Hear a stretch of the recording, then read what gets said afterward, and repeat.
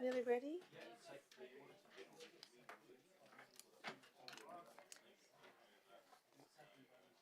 Hello everyone, if we'd like to take our seats. Welcome. Michael.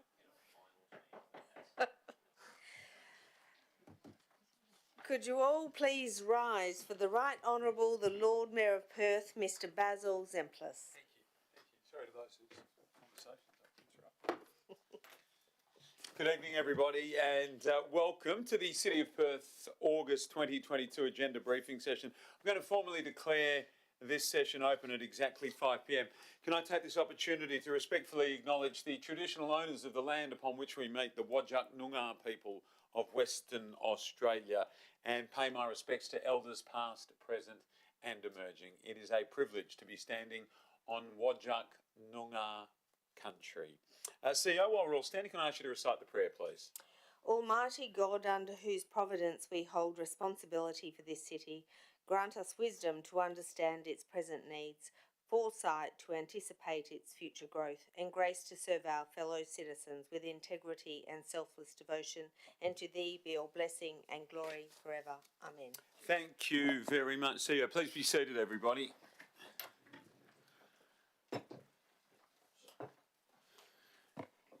Thanks, everyone. So please note that in accordance with Council Policy 1.4, this meeting is being live streamed to the world and the recording will be made available on the City's website following the meeting. We'll go through attendance and leaves of absence first.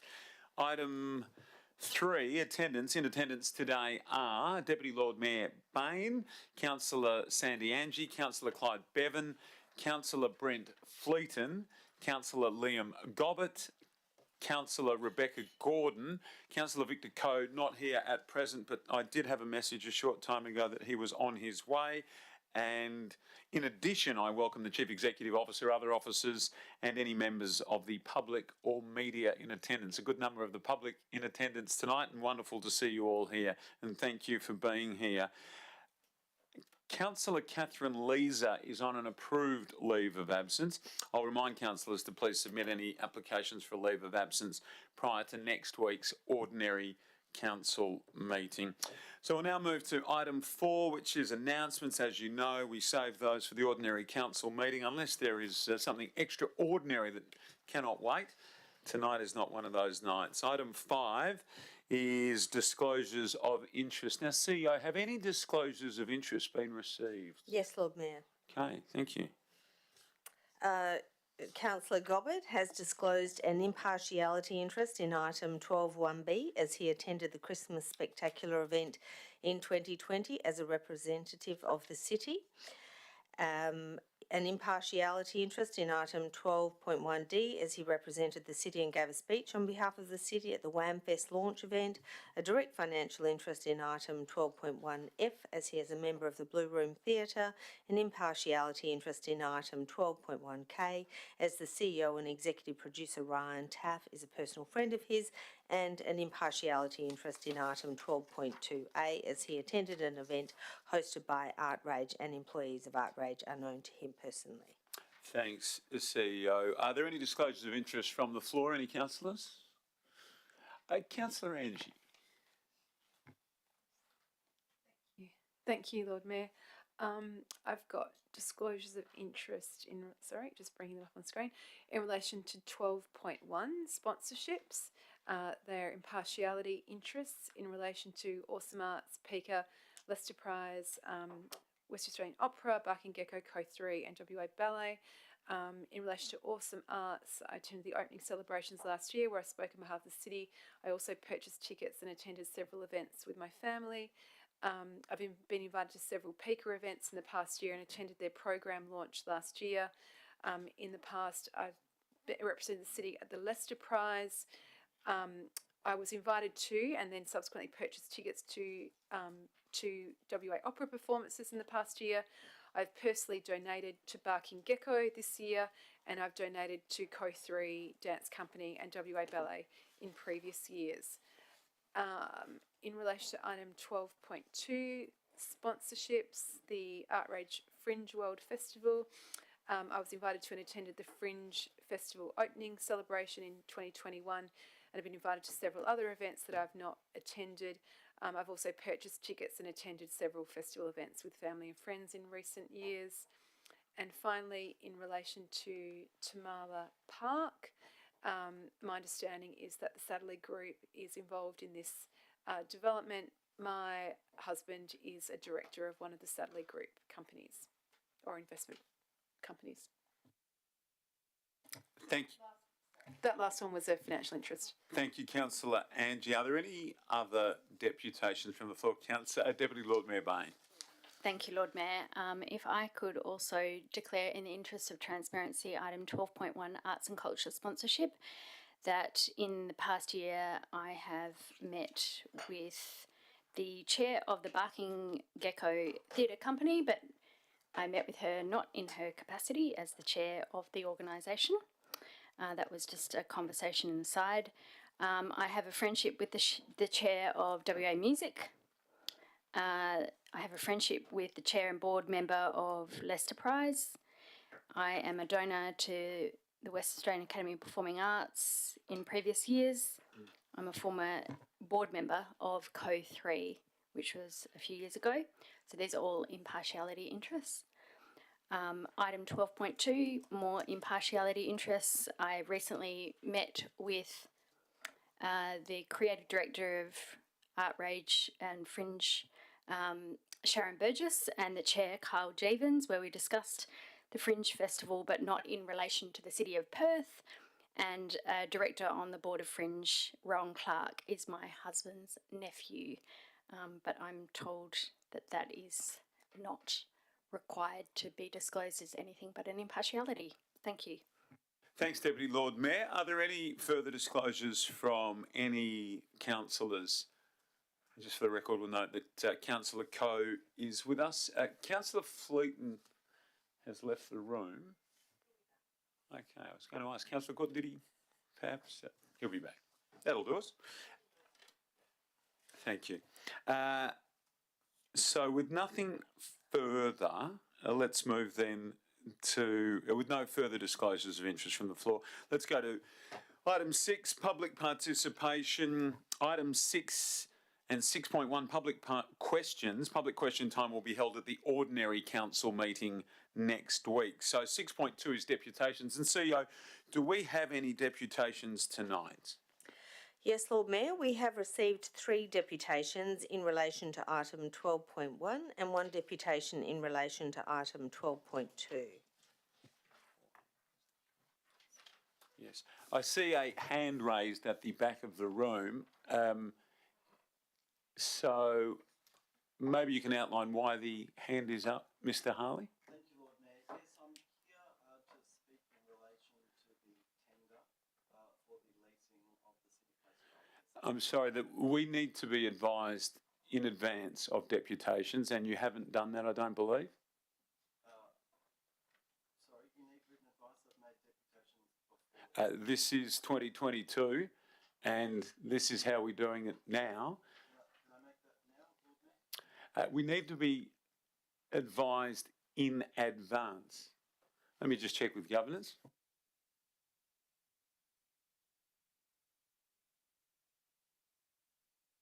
Yeah, so the advice from governance to my side is standing orders state that need to write to the CEO in advance to request the opportunity for the deputation. So perhaps at the next opportunity you can do that. Lord Mayor, as presiding member, you have the ability to grant me leave to the deputation. No, I won't be doing that tonight. No. It is very clear for everybody how it works. Our rules and procedures are on the website. They're there for everybody.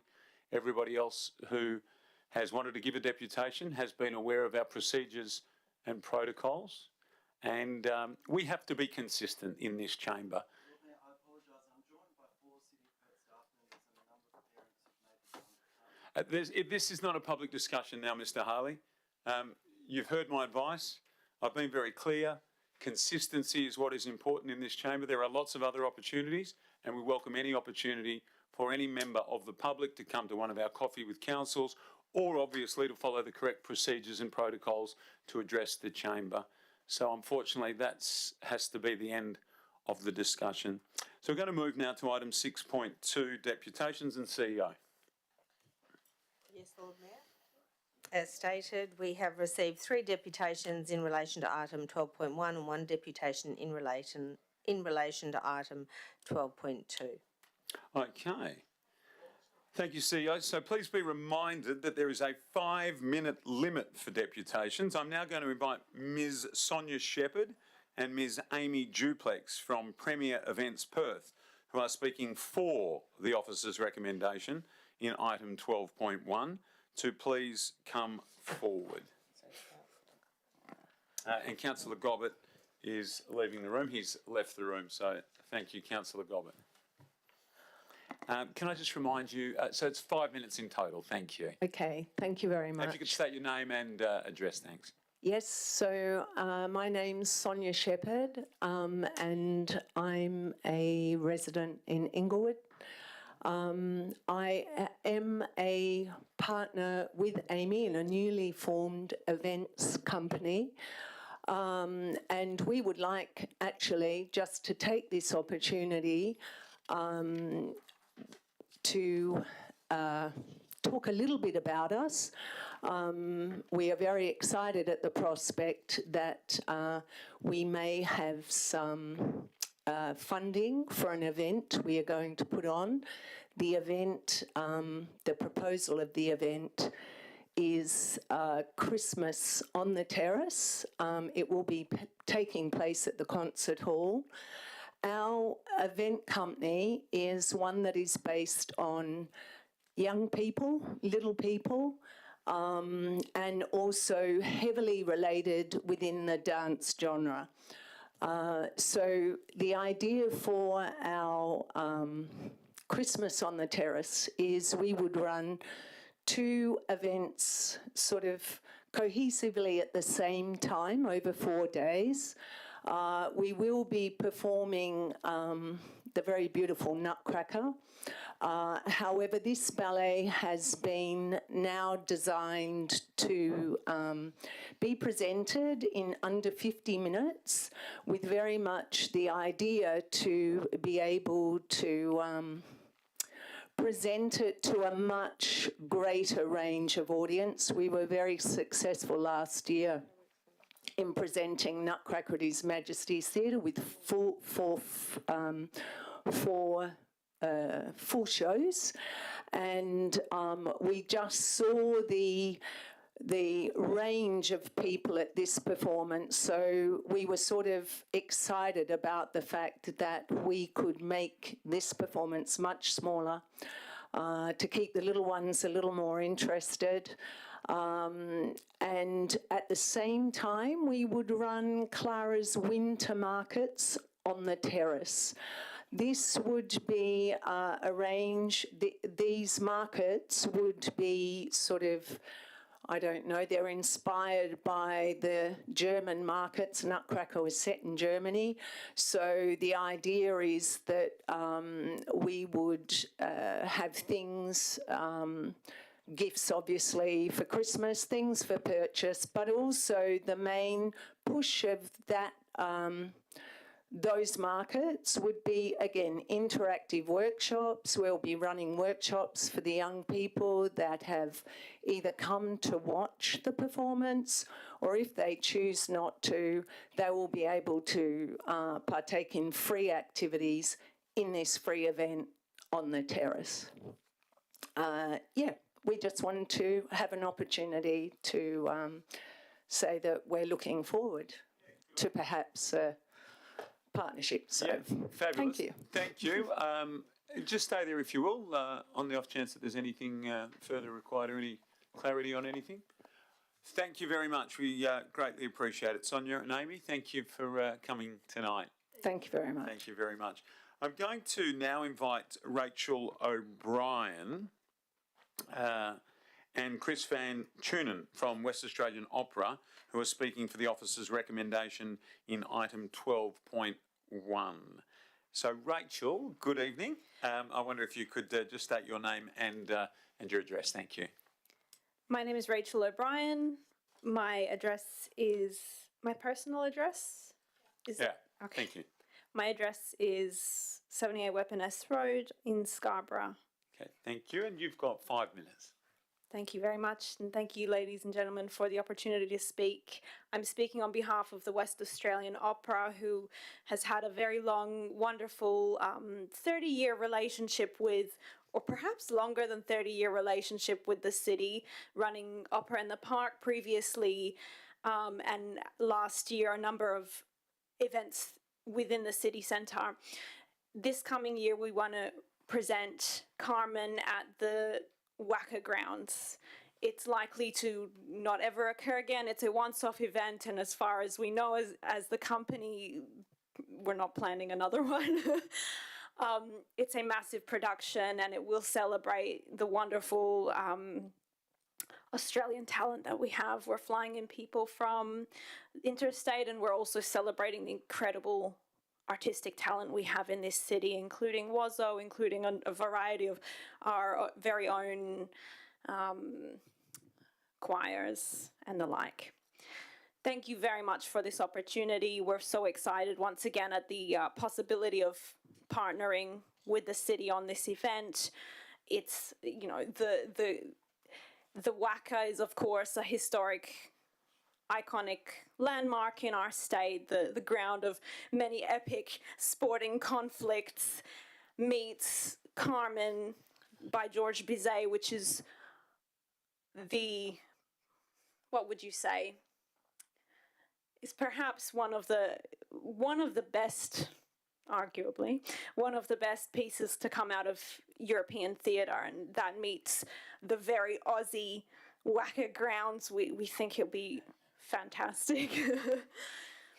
Thank you very much, and I open any questions you may have. Thanks, Rachel. I'll just remind councillors, if there's any questions of admin in relation to this item, please reserve these until the item is tabled for questions. Where will the stage go, Rachel? Where will that be? We are building a bespoke stage for this event. It's going to be in the middle of the grassed oval. Right, so right in the middle. Right in the middle. And will spectators be around the stage or just one half or something? So we have built a ticketing area on basically one half of the stadium, i.e. the half that faces the stage.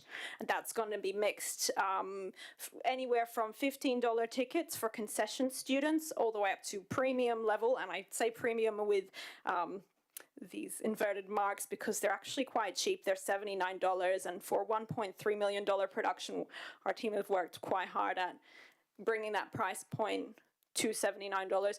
This also includes the most exclusive offering that we have, which is a $250 head Bradman room ticket, which includes hospitality and the like for the people who would want to splash out. Fair enough. Any further questions from any councillors, DLM? Thank you, Lord Mayor, and thank you, Rachel. For a second there, I thought you were going to sing. Would love to if I could. Would if I could. I was hoping you were going to. That would have been the best deputation ever. I just had a question around this project. Were you slated to do this last year? Yes, this is a postponed event due to various circumstances, a lot to do with bringing the right artists into the state and certain regulations restricting that. We did have to postpone this event to 2023. Yeah, the small issue of border closures, I suspect. Yes. Did you have to reapply for this sponsorship? Yes. Okay, thank you. Thanks, Rachel. Are there any further questions? Rachel, excellent presentation. My style of presentation for what it's worth. Thank you very, very much. We appreciate you being here. Thank you very much.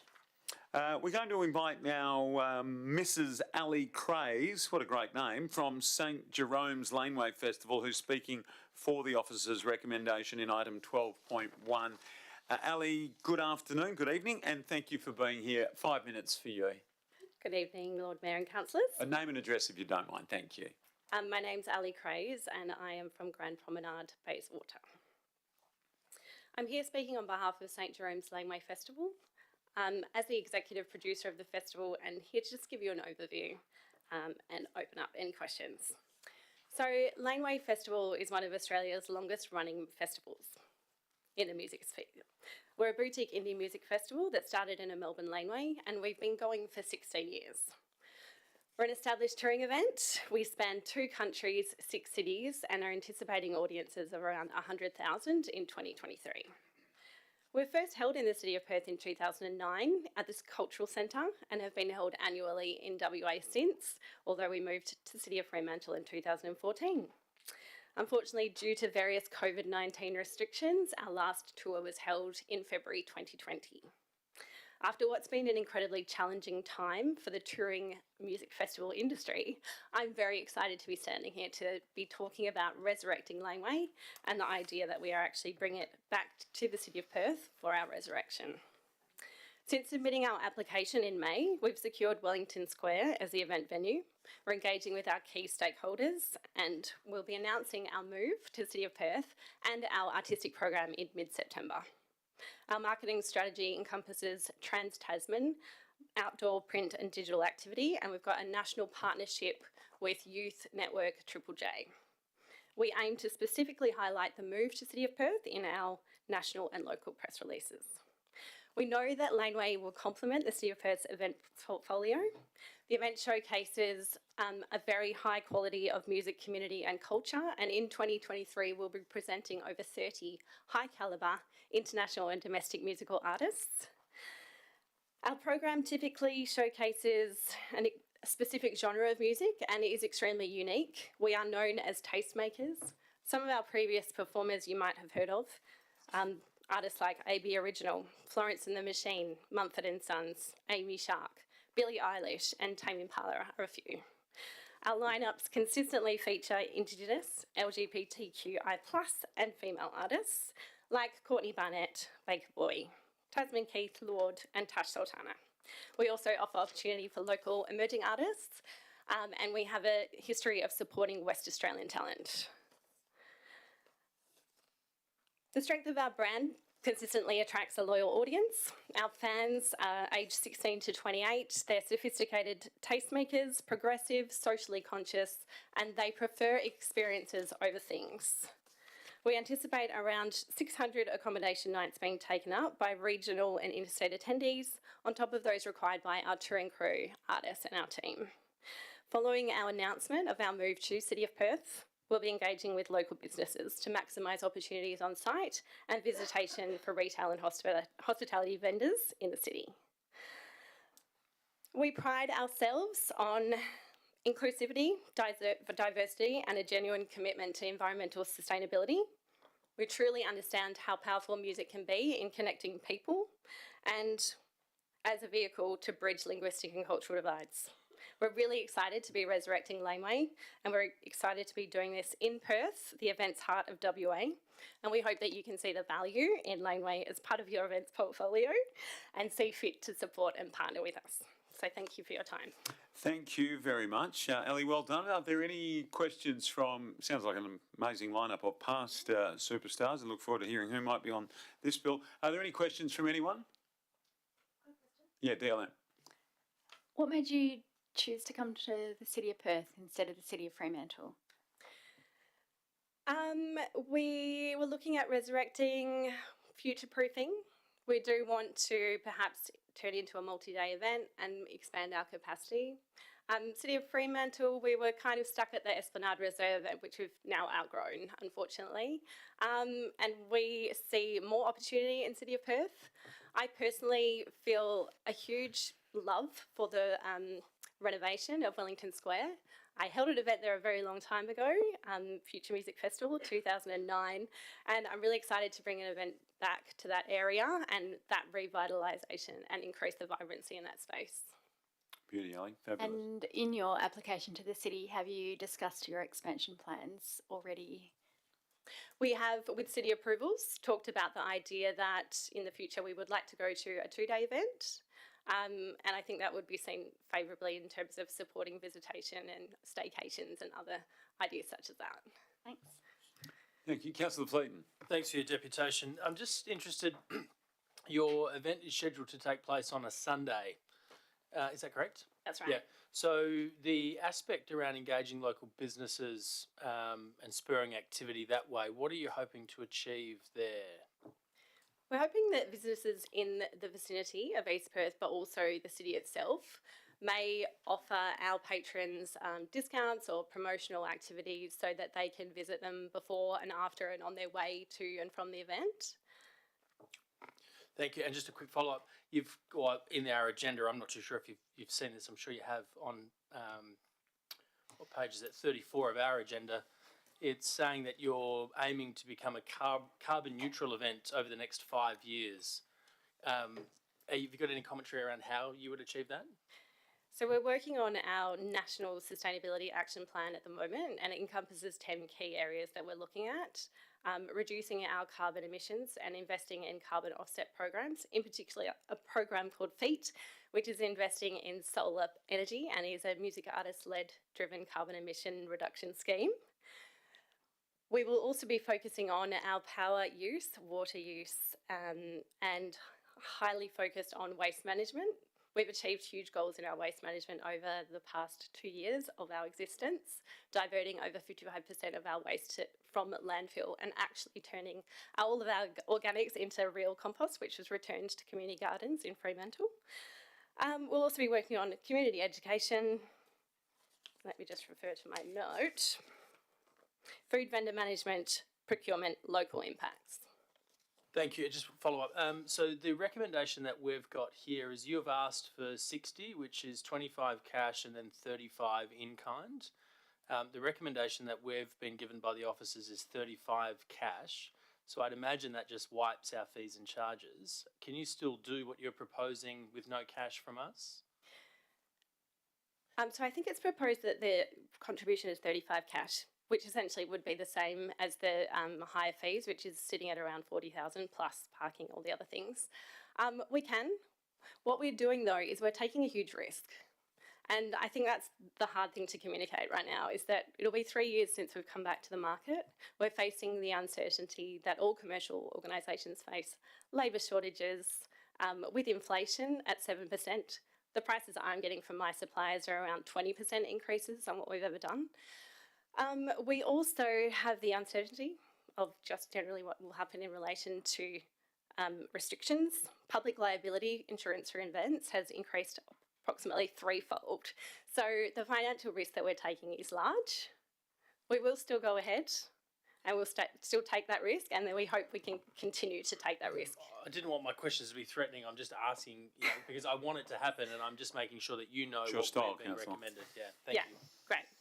Thank you, Ali. Are there any further questions from anybody? Well done. Thank you very much. Thank you. Great deputation. And finally, I'm going to invite Ms. Cassandra Jordan from Outrage, who is speaking against the officer's recommendation in item 12.2, to please come forward. Cassandra, welcome. If you could give us your name and your address. Thank you. Hello, Lord Mayor. My name is Cassandra Jordan and my address is Balmoral Street in East Victoria Park. Look, I'd like to thank you so much for the opportunity today, councillors and CEO Michelle Reynolds. Thank you so much for allowing me to speak. I'm representing Outrage on behalf of our CEO Sharon Burgess, who is in Edinburgh right now, drumming up support for the festival and bringing as many fresh faces back with her to our summer, which we're really excited to see.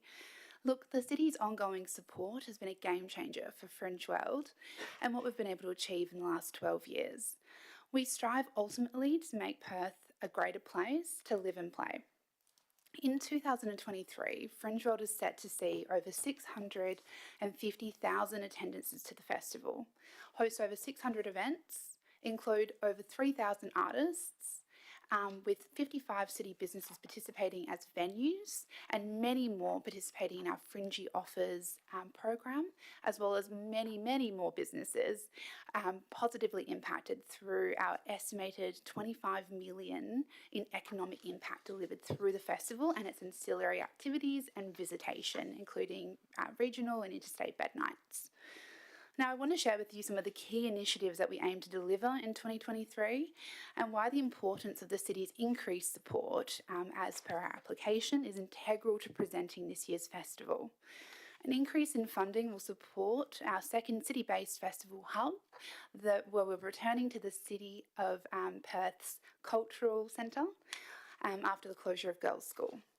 We will be growing Fringe Sunday Fun Day, the long a community day event where we take over William Street in Northbridge, closing it for the day, rolling out about 3,000 square metres of pink AstroTurf, and we expect to see over 25,000 attendances, and leveraging the city's presence with a city-based stage, competitions and more. We also, with this increased support, will hope to increase visitation post-COVID-19, generate longer dwell time, and also elevate and connect Northbridge and the Cultural Centre through this double hub on either side of James Street, and obviously impacting more businesses through our closer proximity to the retail heart of the city malls compared to what Girls' School provided. I'd like to touch on the importance of the triennial funding, which is something that we put in with our application. This allows Outrage to confidently grow and plan for our festival in the long term. It gives us capacity to rebuild our audiences post-COVID. It builds financial confidence within the organisation to pursue new expansions, like going back to the Perth Cultural Centre, where we'll have Spiegel tents, bars, entertainment, your silent disco, you name it, we've got it.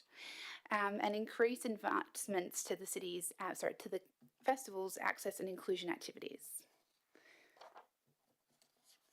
We also aim to grow our audiences to over 800,000 people by 2025, and that's all through that recurring funding.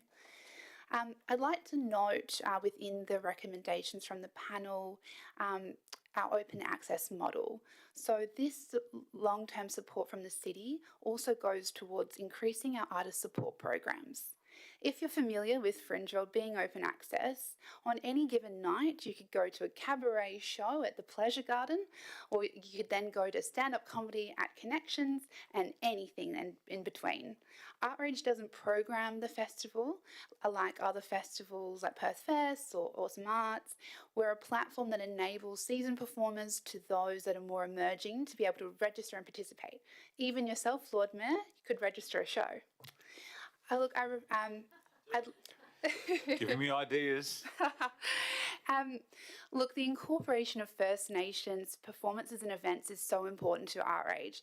And last year we did have 28 events that included First Nations content. But because of this open access nature, we aren't able to control or directly influence who participates. However, that means that our representation can be at times difficult to achieve, but it's something that we are strongly working on in our next Access and Inclusion Plan. I'd also like to note that the panel's recommendation did include a slightly reduced funding over these 3 years. Almost at 5 minutes, Cassandra. Oh, okay. Thank you.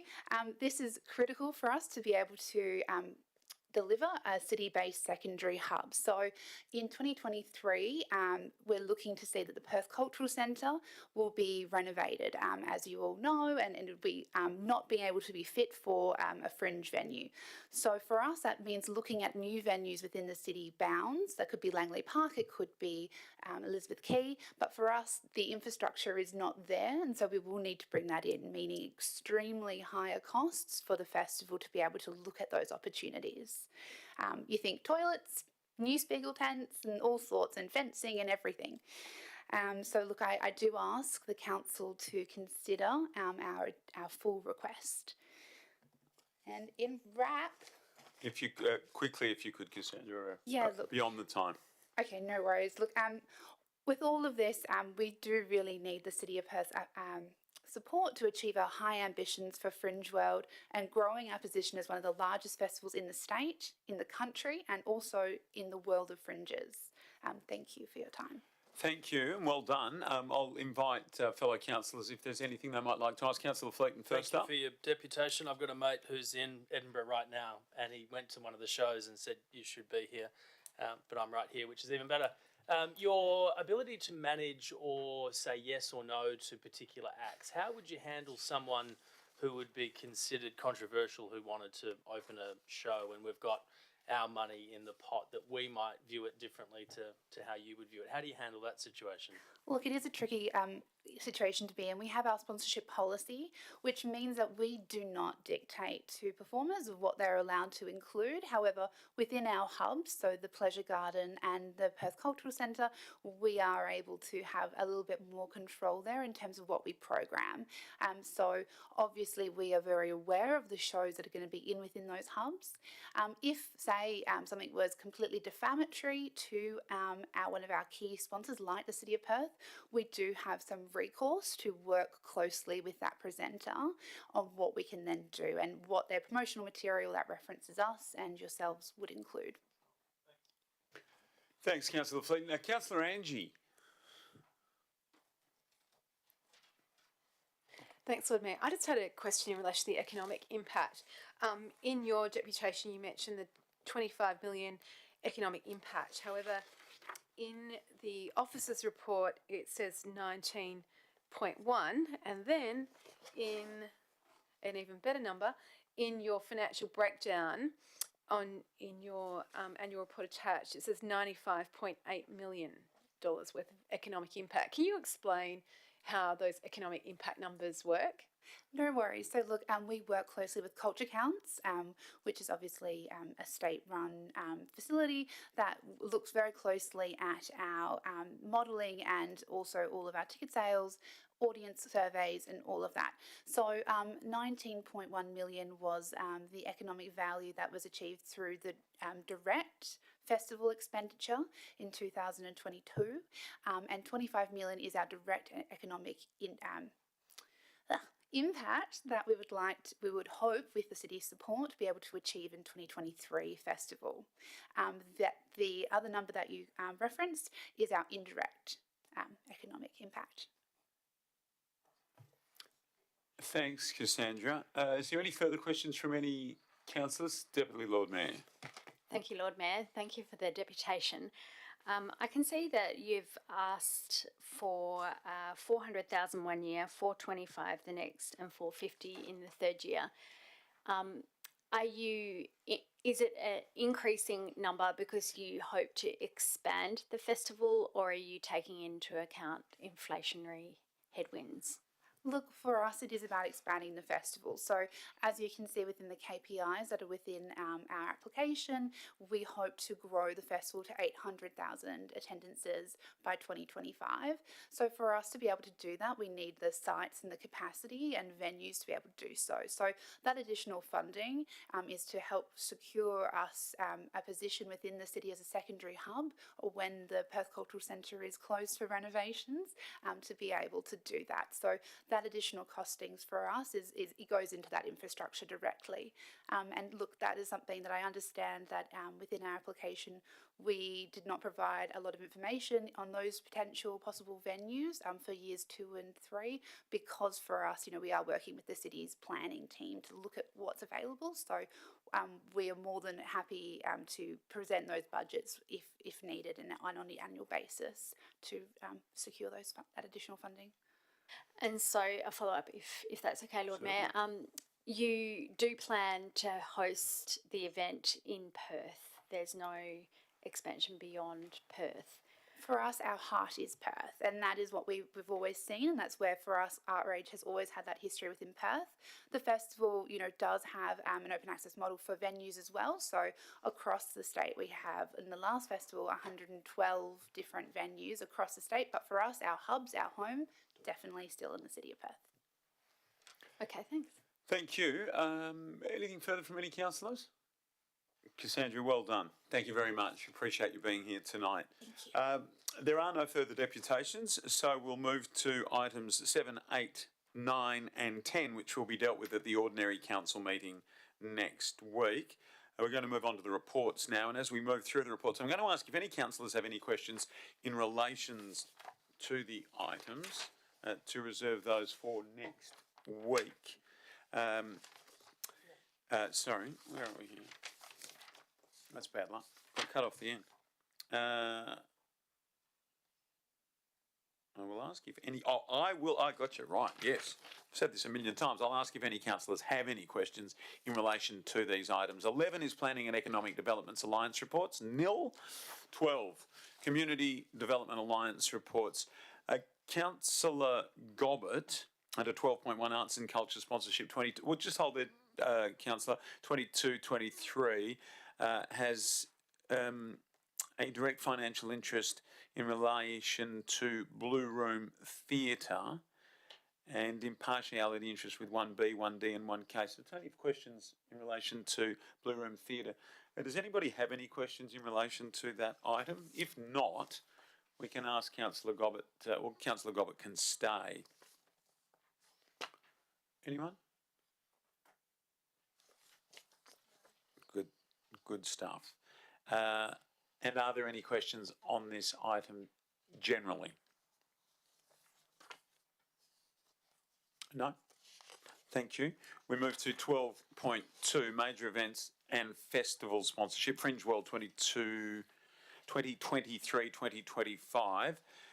Councillor Gobbett with an impartiality interest. Are there any questions on this item? Thanks, councillors. 13 is Infrastructure Operation Alliance reports. There aren't any this evening. 14 is Corporate Services Alliance reports. 14.1 is the Schedule of Accounts paid June 2022. Councillor Fleeton, I noticed there was a number of questions there. Do you or any other councillors have any further questions? There's an answer on page 2 that I'm not sure the response is correct, but it'll need to be a confidential discussion, so I might just wait until the end of the meeting if that's all right. Yeah, that would be. It's about legal practitioner advice, so I don't want to defer the whole item, but if we can just do it administratively at the end, thank you. Further, yeah, that sounds reasonable. Thank you, Councillor Fleeton. Are there any further questions from any councillors? 14.1? No. Thank you. 14.2 is WACA rates concession for 2022-23. Any questions on this item? I didn't ask one, but I have a question without notice, if that's okay. Is the WACA aware of this situation? Yeah. CEO? Yes, this was a decision that was taken by council last year, and they were advised in writing from myself at the time and then also prior to this year to remind them. And have they responded in any way? I haven't received any response. That's not to suggest that our CFO may have. If I could direct the question to our CFO. Thank you. Through the chair, we approached the WACA, as was indicated by the CEO, to advise them again of the intent for this year. They wrote back to the city indicating that they would be seeking a concession again this year, noting the reduced amount as advised with the previous council decision. Sure, but so the answer to the question is yes. Yeah. Okay. Thank you. just to follow up on that, do they know next year we're going to be proposing 0? CEO? CFO. Thank you. Sorry, thank you. Through the chair, the process that council had agreed to was a 1/3 reduction last year, 1/3 for this year, and 1/3 for next year. So they are fully aware of the proposed scale. So does that mean 0% or 33 of the initial amount? As the council resolution was read, it means 1/3 of the amount calculated for the year's rates. So effectively the concession last year, effectively the rates for this year are 0.5% higher in total than they would have been, and it's a 1/3 reduction of that, the 0.5% being the council increase. The actual monetary difference is minimal. Thanks, CFO. Any further questions on that one? 14.2. Thank you. Let's go to 14.3, Corporate Business Plan Quarterly Report 4, 2021-2022. Series of questions were received by Councillor Fleeton. Are there any follow-up there, Councillor Fleeton, or any further questions from any councillors? Thank you. Let's go to 15, Chief Executive Officer Reports. 15.1, Inquiry into the City of Perth Recommendations Quarterly Progress Update. Deputy Lord Mayor asked a series of questions, 3 questions. Are there any further or follow-up or any further questions from any councillors? Thank you. 15.2 is the appointment of a member to the Policy and Legislation Committee. Any questions at this time? Thanks, councillors. 16, Policy and Legislation Committee report. 16.1, Draft Council Policy 3.5, initiation of local planning scheme amendments. Are there any questions on this item? Just quickly, does the WAPC need to agree with this policy given it's got anything to do with amendments? CEO. If I could ask the General Manager, Planning and Economic Development to answer that, please. Thank you. Through you, Lord Mayor. Generally, the WAPC approval is needed when we seek to vary certain aspects of the residential design codes, but they are not required to approve all policy. We will double check that, but I don't believe it's necessary in this instance. And just a quick follow-up. So after we deal with this next week, you'll go out and consult, and then do we need to come back at another OCM to approve it, or is it done from there? Through the CEO, councillor, to the GM. Through you, Lord Mayor, it is our intention to bring it back. Depending on the feedback that's received, changes may be required to the policy, but it is our intention to bring it back anyway. Thanks, GM. Any further questions? No. Okay. 16.2 is the review of Council Policy 1.1, attendance at events. Any questions on this item? Councillor Angie.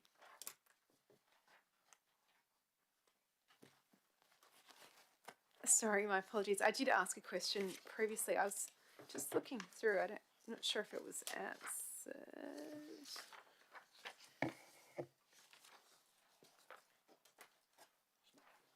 Yeah, I didn't see it in there. Yeah. So CEO, you've got something to add here? Thank you, yes. Councillor, I felt we had answered that with the response that there would be a process to support the policy if adopted with regards to how people, a sort of an agreement on how elected members would be identified and nominated to attend. If that wasn't sufficient, I can bring it back and put it on the record. Yeah, I'd like to put it Okay. on the record. Yeah, Sure. thank you. Any further questions? Thank you. Let's go to 16.3. Review of Council Policy 4.3, outgoing sponsorship and grants, and new Council Policy 4.10, incoming sponsorship. Councillor Lee's not here, but did send through a couple of questions. And Councillor Angie, there was a number from you. Any follow-up or any further questions from any councillors? Councillor Angie? Yeah, thank you for answering the questions. I guess my question following up from that is that has the administration considered whether removing the unsolicited bids from the sponsorship creates a gap?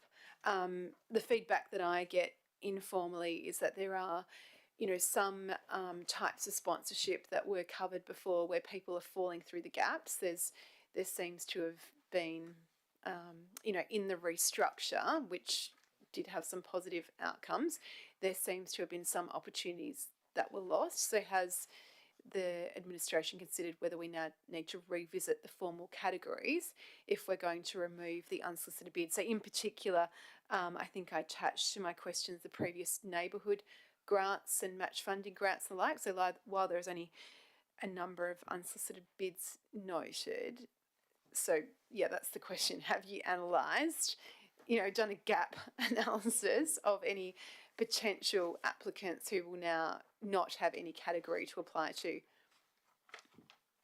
Okay, thank you. CEO. So the categories and the budget allocation is approved by council, but we'd be happy to go back and do a gap analysis based on prior to council, the categories that existed, and see if the intent is captured in other categories. So if we could bring that back to the next we'll answer that as part of this process. Yep. So, I mean, I guess a specific example is like the Northbridge sign, which was that match funding grant, which no longer exists. That could potentially now fall into an unsolicited bid. There was the example at the, on the point, the jetty. So there are these kind of ad hoc things. Question, Councillor. Yeah, that haven't been considered in removing that category.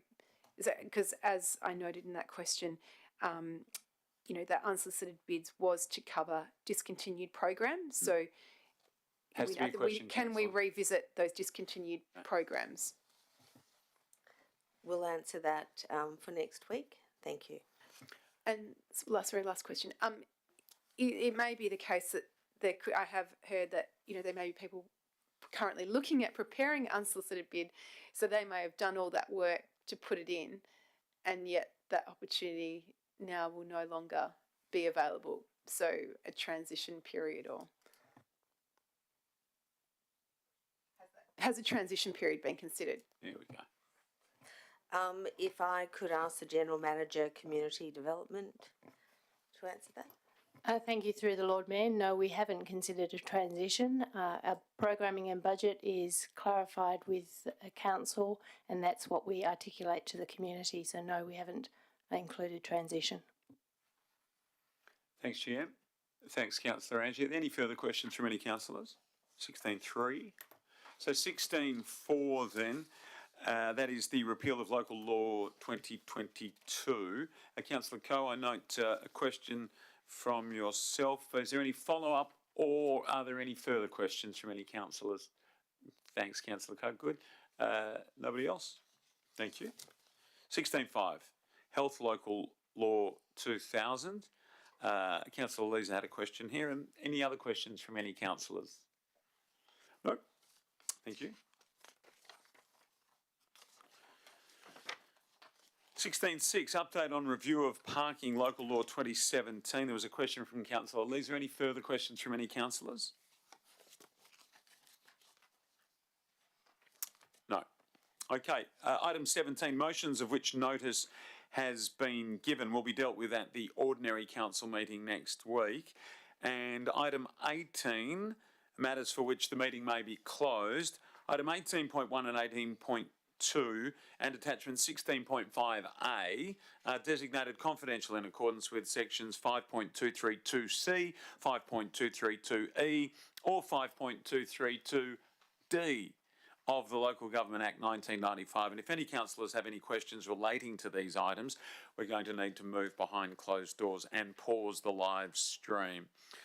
Do we have any questions in relation to those items, councillors? 18.1, 18.2 and 16.5A. I think I had some questions that haven't been answered regarding 18.1.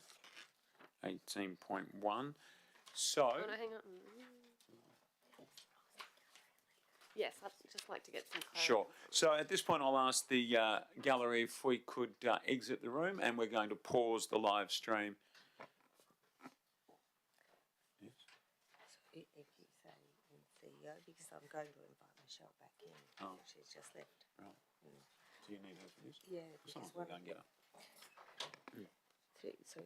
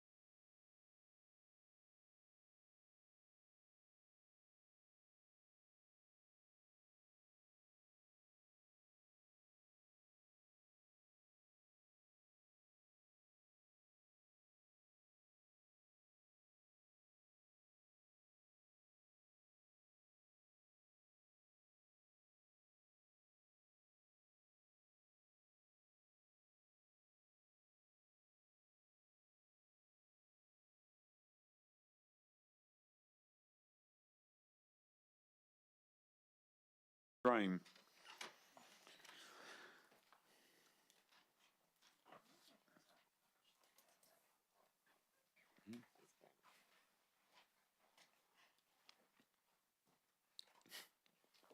Thank you. Live stream resumed.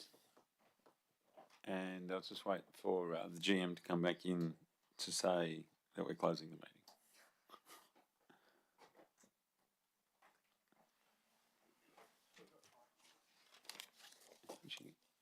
Who was it?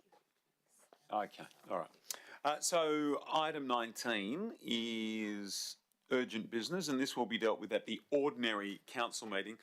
So with no further business, I'm going to declare the agenda briefing session closed with thanks at 6:20 p.m. Thank you, everybody. Could you all please rise for the Right Honourable the Lord Mayor of Perth, Mr Basil Zemplis, as he exits the room. Mister.